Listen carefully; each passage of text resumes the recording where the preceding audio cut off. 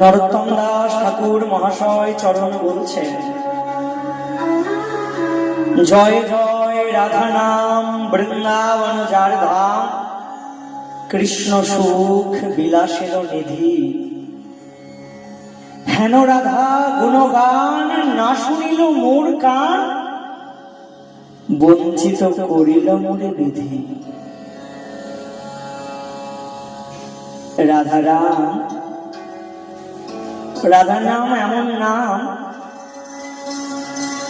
যে নামে শ্যাম সুন্দরের বড় সুখ হয়, জানো? শ্যাম সুন্দর সুখী হয়ে যান। যেখানে রাধা নাম হয়, শ্যাম সুন্দর তার থেকে দূরে থাকতে পারেন না, ছুটে সেখানে চলে আসে।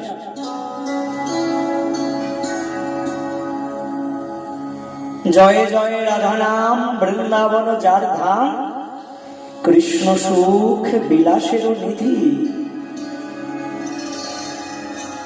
যে নামে শ্যাম সুন্দরের বড় সুখ হয়, হেন রাধা গুণগান না শুনিল মোর কান, বঞ্চিত করিলা মোরে বিধি। আর সেই রাধা নাম আমার কর্ণকুহর দ্বারা প্রবেশ করল না, আমি শুনতে পারলাম না। বিধি যেন আমার সঙ্গে বঞ্চনা করল। যেই নামে শ্যাম সুন্দরের সুখ হয়, যিনি জগৎ স্বামী, তিনি যে নামে আনন্দিত হন, সেই নাম আমার বদনে উচ্চারিত হলো না। বিধি যেন আমার সঙ্গে বঞ্চনা করলো। কি গতি হবে আমার?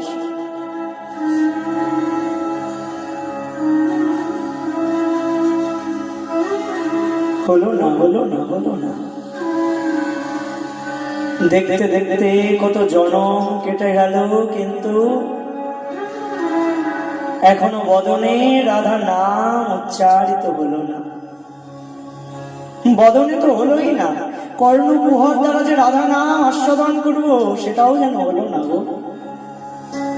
বিধি যেন আমার সঙ্গে বঞ্চনাই করে গেল, কিছুতেই রাধা নাম করতে দিল না। ও বিধি, একবার সদয় হও না গো। দেখতে দেখতে কত জন্ম তো কেটে গেল, এবার যে জন্মটা পেয়েছি, এই জন্মটাও বুঝি কেটেই যাচ্ছে গো। ও বিধি, এবার তো একবার মুখ তুলে চাও, এইবার তো কৃপা করো, যেন রাধা নাম গাইতে পারি। এইবার তো কৃপা করো। নরোত্তম দাস ঠাকুর মহাশয় বারবার করে বলছেন, তার কি রাধা নাম বলা হয় না? হয়েছে, কিন্তু তিনি বলছেন কেন? জগৎকে শিক্ষা দিচ্ছেন। আমার হেন কলিহত জীবকে বলছেন, ওরে কলিহত জীব, গুণাধীন দেখতে দেখতে ফুরিয়ে যাচ্ছে, যে এখনো সময় আছে, এখনো রাধা নাম করো। রাধা নাম করলে কি হবে জানো? যদি রাধা নাম করো, তবে শ্যাম সুন্দর তোমার সামনে এসে দাঁড়িয়ে পড়বে। তাই এখনো সময় আছে, প্রাণ ভরে বড় ভালোবেসে রাধা নাম